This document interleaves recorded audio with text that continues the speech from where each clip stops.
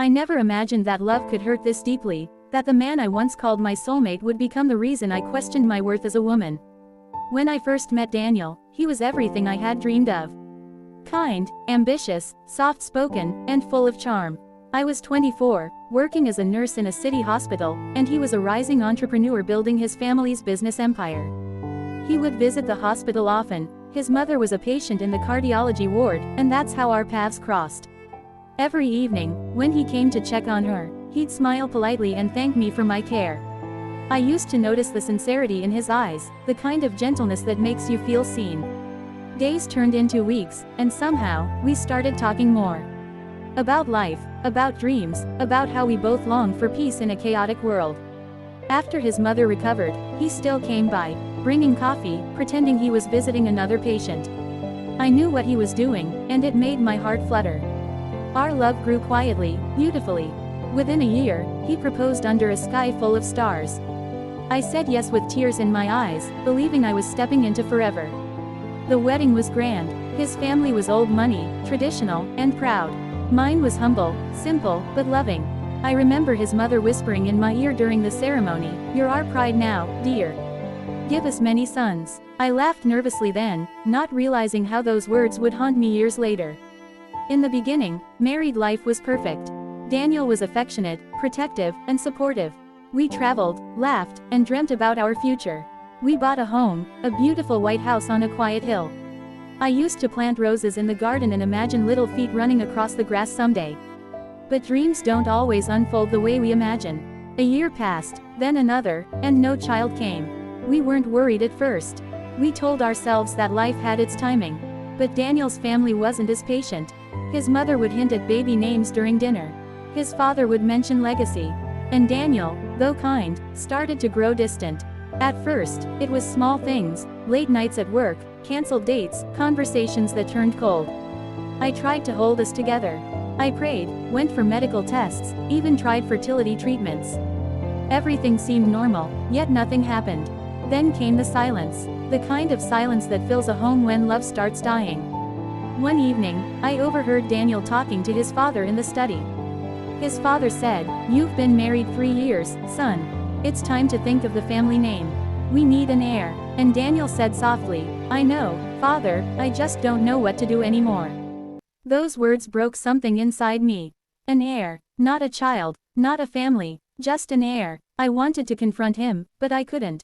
Instead, I cried alone that night, my tears soaking the pillow beside his empty space. Days turned to months, and Daniel grew more distant. He stopped looking at me the same way.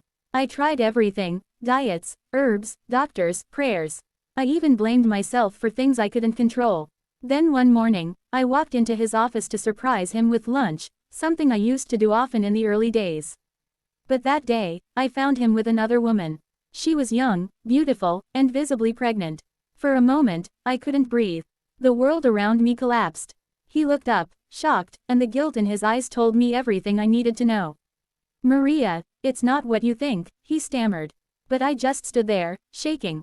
"She's pregnant, Daniel. You don't have to explain." He tried to reach out, but I stepped back. My heart had already shattered. I left his office without another word, holding my chest as if to keep it from falling apart completely. That night, he didn't come home. I sat in our empty house for hours, staring at the family photos on the wall, the smiles, the promises, the illusion of forever. When he finally returned days later, he confessed. His family had pushed him, pressured him. His mother had even arranged the other woman, a distant cousin from their circle, because the family line must continue. He said he didn't mean to betray me, that he still cared for me, that he was confused and trapped between love and duty. But love doesn't excuse betrayal. I asked him, "What about me, Daniel? What about the vows we made?" He looked down, unable to meet my eyes. "You'll always be my wife. But I need an heir." In that moment, I realized, I was no longer a woman to him.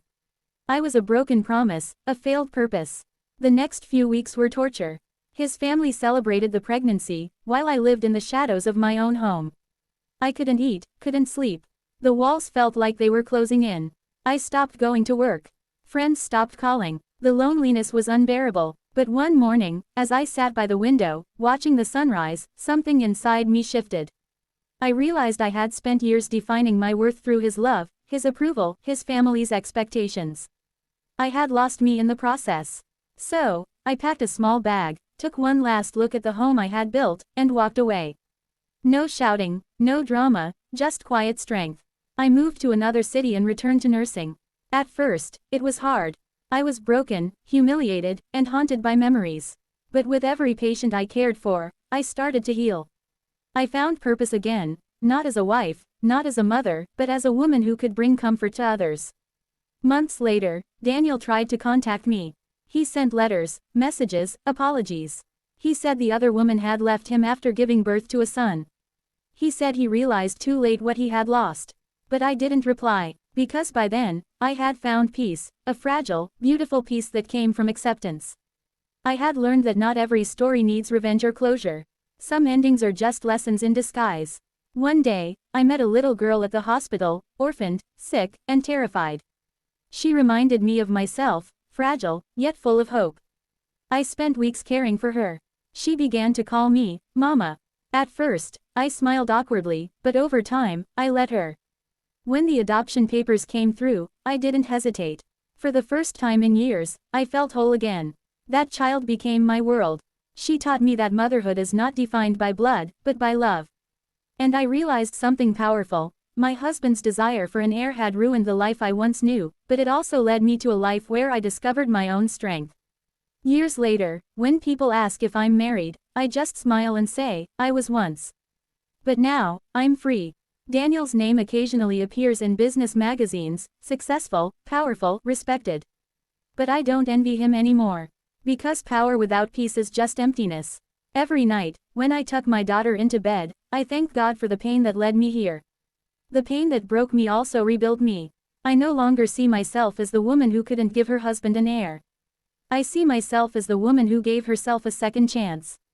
And sometimes, when I sit by the window of our small apartment, watching the same kind of sunrise I once saw in that lonely mansion, I whisper to myself, I am enough. Because I finally am. Moral: love should never be measured by what you can give, but by who you become together. And when love turns into expectation, walk away, because your peace will always be more valuable than anyone's desire for perfection.